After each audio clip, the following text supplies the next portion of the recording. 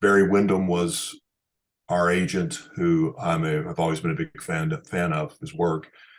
And I watched Vince McMahon say, "What are you guys doing?" And he told him, and he said, "No, we're not doing that." And he rebooked the entire match right at Gorilla before we went out.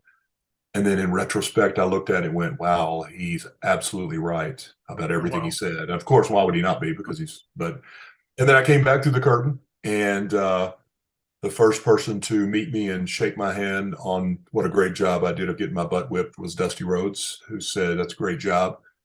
Um, we'd love to have you back."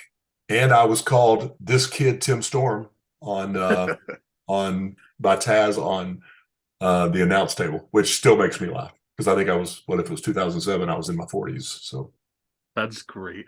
That's interesting that you took a lesson out of that because I think a lot of people could look at it as a negative thing, like, oh, we had this plan and then everything got changed. But you look at it as, I got to be able to be quick on my feet and learn, to be able to do that.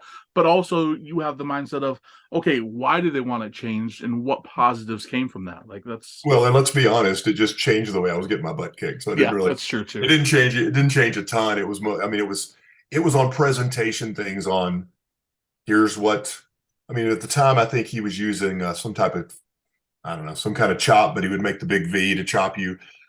And, he's, back him in the corner and give him a couple of those. And he said, Vince McMahon said, "And what is the crowd going to do?